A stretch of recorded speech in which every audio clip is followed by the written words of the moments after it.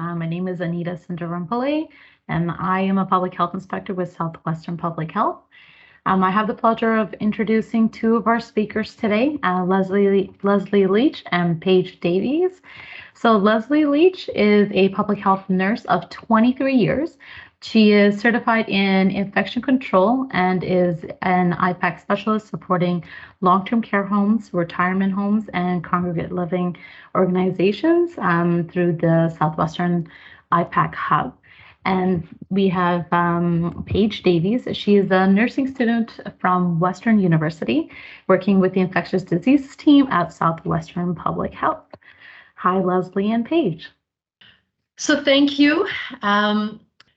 There is a lot of guidance that's going to be referred to here in this presentation, as well as the Ontario regulations and legislation. So just to kind of preempt, we know that there's been a lot of changes in guidance documents and practices, policies being updated over the last couple of years.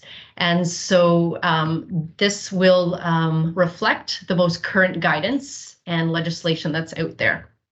So 3 important things to think about when we're talking about visiting in the long-term care and retirement home settings. Families and visitors are important to maintain the well-being of residents. We know that.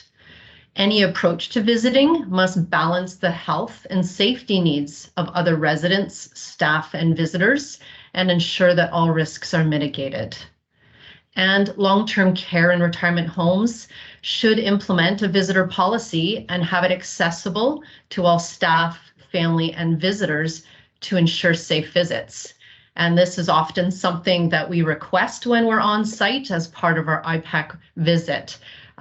Do you have a policy? How current is it? And can you share it with us? So an important factor for safe visiting is infection prevention and control. And these following practices are things that we all must follow, and steps for doing so should be laid out by the home. The following are the IPAC guiding principles for visitors.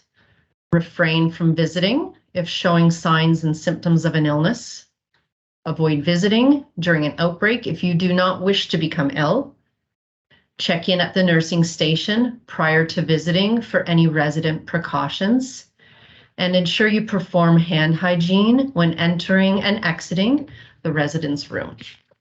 All things that everybody should be familiar with and are likely following, but good reminders. Ensure that training is provided for putting on or donning, taking off or doffing PPE, if providing direct care to an ill resident. Visit residents only in their rooms and avoid common spaces during outbreaks if under isolation. Avoid visiting multiple residents to limit the spread of infection within the home. And we know that limiting the number of visitors during an outbreak will also reduce the spread of infections and prevent different pathogens from entering the home. And that was certainly highlighted in Rodora's presentation earlier. In addition to this, homes must maintain a visitor log of all visits to the home, and at a minimum, it should include name, contact information, time and date of visit, as well as the purpose of the visit. And I know, Rodora, you were looking into how long logs must be kept, and your 30 days was right out of the guidance. It does say these visitor logs or records must be kept for a period of at least 30 days and be readily available to the local public health unit for contact tracing purposes upon request. Okay, let's get into some IPAC measures, and there's 6 that are outlined here. And again, pulled directly from the newest guidance documents. Active screening and early case identification, involving family members, visitors, and staff, as well as residents. And we know now that asymptomatic screen testing has changed, and it's very sector specific. We're not looking routinely at testing asymptomatic people. Number 2, IPAC education and training for visitors. We want to ensure that physical distancing is discussed, and it needs to be evident in the home. And in some cases, we see that through furniture placement, signage, and verbal discussion, but that's a really important IPAC tool. Respiratory etiquette, ensuring people know to cough into their sleeve or a tissue with good hand hygiene after to prevent the spread of germs across the room. Good hand hygiene, and the training is important for that, as well as how to properly use, maintain, and the limits of using PPE. And whether it's used as source control or as a personal protective equipment. Masks are used to keep spit and sneeze, as I just mentioned, from spreading across the room. And that's the source control. You're keeping the germs to yourself, versus personal protective equipment, which is when we use a well-fitted surgical mask or a fit-tested respirator to protect ourselves from germs that are present. We want to maintain the physical distancing with the exceptions below, while providing direct care. Very difficult to maintain your distance between residents and their visitors, between residents in one-on-one or in small group settings for the purposes of compassionate or end-of-life visits, and while we're providing personal care services, whether it's hair cutting or nail care. So there are some exceptions to physical distancing. Number 5, I know this has been touched on already today, but the importance of maintaining adequate ventilation can't be stressed. Outdoor is always preferred over indoor visits when weather permits. And if any of you experienced the rain and the wind that I did last night, we know the winds of change is here, and it's much more difficult to get people to cooperate with visiting outside when it's cold and rainy. Opening windows should be considered for indoor and in-suite visits to allow for air circulation, ensuring the HVAC is functioning and maintained regularly, and considering the use of portable air cleaners, all important pieces. Continuing to take personal measures to protect oneself from becoming infected through vaccination is always a key factor in promoting health and reducing disease transmission. And we know the 2 important ones that are being promoted at this time is the influenza vaccine and the COVID-19 being up to date and having the right boosters for your protection. We were fortunate enough to have Redora on our call today, and she is from Public Health Ontario, as was mentioned. These are just a few of the resources that are available, and as Elaine mentioned, that there's a vast array on their website. When you do receive the presentation, there are hyperlinks embedded within. I'm not going to tempt fate and try to get into them during this presentation, but within the guidance document, there's the recommended steps for putting on personal protective equipment. There's a number of videos on how to don and doff that are important not just for staff, but also for residents and visitors. Being able to put on the mask safely and take it off without contaminating yourself is really important. There's some really excellent videos on how to hand wash, when to hand wash, and how to hand rub. And it's important that families and visitors complete education and training, and that there's a schedule on how that's done, whether it's once a year, every 6 months, just before an outbreak, and that it's important that policies are accessible, reviewed, and whether it's shared through pamphlets or instructional videos will be up to your home. Homes are also encouraged to contact their local IPAC hub for visitor training and resources. And our team has been on site, not just for the visits and the IPAC checklist, but to provide some IPAC training to staff and residents as well. So we're talking about visitors, and the guidance documents are really clear, and they certainly define the type of visitors. And we know the importance of visits to promote mental well-being. And unfortunately, during outbreaks or restrictions, there could be some impacts to the visits in the home. So we know that there are sector-specific guidance,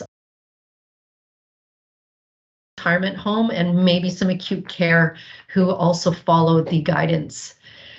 But Section 7 of the Minister's Directive states that long-term care homes are required to ensure that visitor requirements as set out in the Ministry of Long-Term Care COVID-19 guidance are followed, updated August 30th.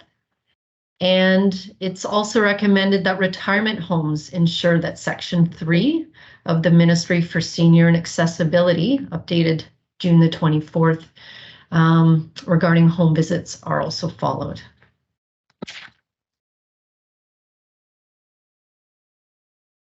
So, as I mentioned, Kitty helped us with the draft, and she is a health inspector by trade, and I know there's lots of health inspectors on the call. They are very skilled in finding and quoting regulations, and so I thank her for being able to put this in. But as per Ontario Regulation 246/22 under the Fixing Long-Term Care Home Act of 2021, there are 4 types of essential visitors. And the first is a caregiver. The second is a support worker, provides visits to home, supporting critical operations of the home, or provides essential services to residents, personal care. A person visiting a very ill resident for compassionate reasons, including but not limited to hospice or end-of-life care, and a government inspector who has a statutory right to enter a long-term care home to carry out their duties. So when we talk about visitors, these are essential visitors that are allowed to enter the home, knowing that they could become infected if they're not washing their hands properly or putting on PPE or following the other IPAC measures you have in place, but they are not restricted from entering the home. A little more about essential visitors. So as per the long-term care home and retirement home guidance, there are no set limits on the total number of essential visitors allowed to come into your home at any given time. What we do want you to consider, however, is that numbers should be permitted based on the space and the capacity of either your home or the areas that they would be visiting in. Essential visitors are the only type of visitors allowed when there is an outbreak in the home or area of the home when a resident has failed screening, is symptomatic, or in isolation. What the guidance does remind is that up to 4 visitors, including caregivers per resident, may visit at one time for indoor visits, but there are no specific sector limits on the number of visitors permitted at outdoor visits, and homes can return to their regular practices on use of their available outdoor spaces in accordance with the applicable guidance and laws. And like I said, the weather is changing and it may not be as feasible to have those types of visits. But what I do appreciate when I am on site is that there are spaces that are comfortable for families to visit, that there's sometimes an outdoor covering. It's often in a garden. I like to see bird houses, so something that allows them to enjoy and to be encouraged to use those spaces. So weather permitting, consider those options. So homes may not require scheduling, length of or frequency of visits by caregivers. In case where a resident resides in an area of the home in outbreak, is symptomatic or isolating under additional precautions, only one caregiver may visit at a time. And a caregiver should not visit any other home with vulnerable people for 10 days after visiting an individual with a confirmed case of COVID, or if they an individual is experiencing COVID symptoms themselves. So we want to keep them out of high-risk settings if there's either been a potential exposure or they have an illness themselves. And I think our homes are following that. So we've talked a lot about the general visitors. Oh, you did move the slide. Good. And so general visitors include those visiting for social reasons. Again, we know the benefits of having people come and check in on you. They're there for entertainment, or they may be there for touring of the home.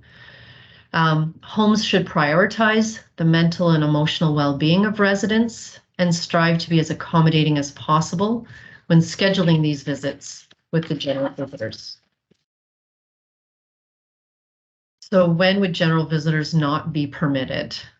And those are the three here. When a home or an area of the home is an outbreak, when they're planning to visit an isolating resident, or when the local public health also directs. So those are 3 times when general visitors may be restricted, and that's different than your essential visitors.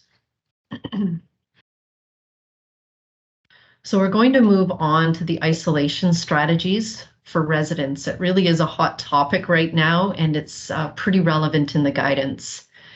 The local public health unit will direct testing and public health management of all those impacted, staff, residents, and visitors, using a risk-based approach.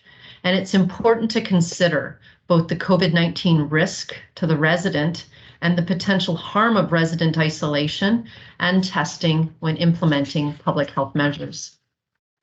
So I'm going to turn the presentation over now to Paige, who's going to differentiate between the resident and the staff strategies during isolation and cohorting. So thank you. Thank you everyone for having me here today. So as Leslie said, I'm going to be talking about some different strategies to help mitigate some of the harms during isolation, or actually more so how to do it. So resident isolation may be necessary to protect other residents, visitors, and healthcare providers from infectious agents such as COVID-19. So individuals that are requiring to self-isolate must be placed in a single room on additional precautions. So these are the specific precautions we take when somebody is carrying or is at risk of transmitting an infectious agent.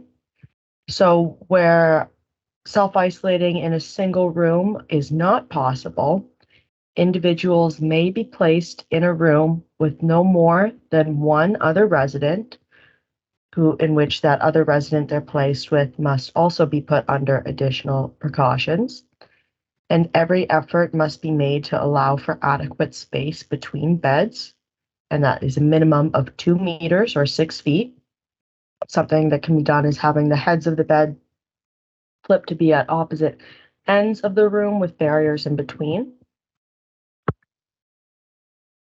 And when a resident is in isolation, residents should stay in their room during their self-isolation period, but they may be allowed outdoors, may be allowed outdoors or in the hallway for walking with a one-on-one supervision while wearing a well-fitted medical mask if they could tolerate it, and minimize their interaction with others.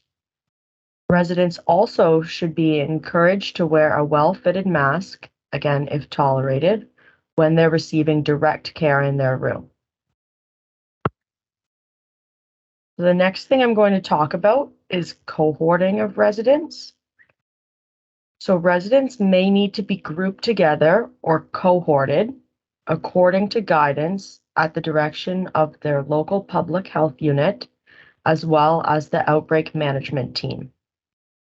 So cohorting is an important IPAC approach within a home to limit the potential transmission of infectious agents and germs.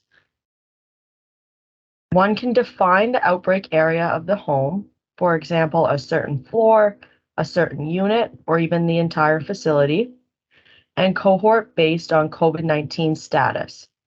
So perhaps an area has people infected with COVID-19, Another area has people that were exposed to COVID-19 and potentially incubating the disease.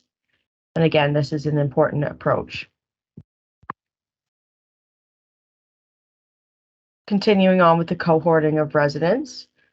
Residents must be cohorted for all non-essential activities, including communal dining, organized events, and social gatherings. Group activities and gatherings within an outbreak area of the home may continue for residents who are not in isolation. So this is new as per the Ministry of Health on October 6th, 2022, when they released the new guidelines. So that means that an area of people that say are exposed to COVID but tested negative and aren't on additional precautions and aren't isolating, they are allowed to congregate for group activities and gatherings. But it's important that different cohorts are not to be mixed, and residents from different cohorts should not visit one another. So for these group activities, it should, for example, only be those that were exposed and tested negative. They should not mix with the not exposed, tested negative area, but within the groups can gather. So now I'm going to talk a little bit about cohorting staff. Staff may need to be assigned to work with only one cohort during a shift, and staffing should be organized to limit interactions of staff in different areas of the home. Staff who have worked in an outbreak setting in another facility, such as a hospital or acute care setting, maybe another long-term care home or retirement home, should not work in other facilities for the duration of the outbreak, regardless of their COVID-19 vaccination status. We realize this isn't always possible, so where this is not possible, staff should be assigned to also work in an outbreak area at the second location, be actively screened every day, and take a rapid antigen test upon arriving to work every day. Some other considerations for these staff that are being cohorted may be separate break rooms, including breaking on an outbreak wing. So I'm wondering if anybody has any ideas for when might the cohorting of staff strategy not work or not be possible, and then what may have been done in that situation to help limit the spread. Does anyone have any examples? I'd love to pick on some of the names that I see in the chat that I'm familiar with. The reason Paige is bringing this up is we know that some homes are larger and have more staff and more resources than other homes. And so some of the measures that we share, most of the measures we share are best practices. And so depending on which shift it is or staffing crunches or what's having of the day, it may not be, you may not be able to follow best practices. And so we're just curious if you can share some of your creative ways of cohorting, or if it's not even possible, or if you're able to follow best practices without any glitches. Okay, if no one has anything. Everybody's following best practices and don't have any troubles, Paige, so I think that's great. Awesome. And again, like Leslie said, in the larger homes, there may be more staff. So it makes cohorting easier. With bullet 2 about switching facilities, it's tricky in terms of non-COVID outbreaks. There are no restrictions for influenza outbreaks if the staff are vaccinated against the flu. Staff may, however, have to wait 5 days before returning to work for other respiratory pathogens. This is a really important document offered by Public Health Ontario, so wherever Dora's from.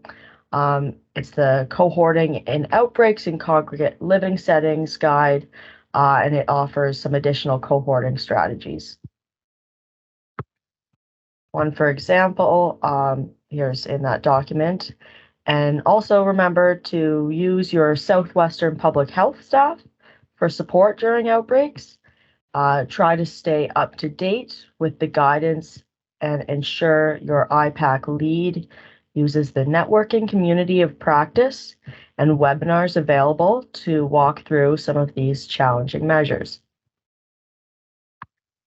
And with all that being said, to both Leslie and I's content and Katie's content, does anybody have any questions? And again, feel free to turn the mic on or use the chat function.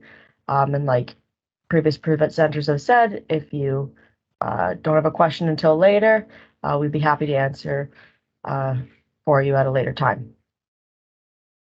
I don't see anything in the chat, but to your question about cohorting staff, so how about facilities who don't have the, the number of personnel? Are they able to move from serving low risk to high risk?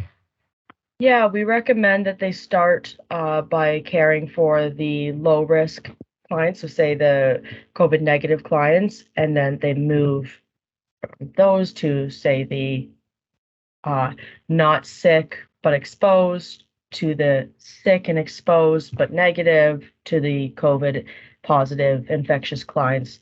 That way the risk of, for lack of a better term, cross contamination is lowered. And again, if they can try to be in an outbreak area at one facility, they're also in an outbreak area at their second facility.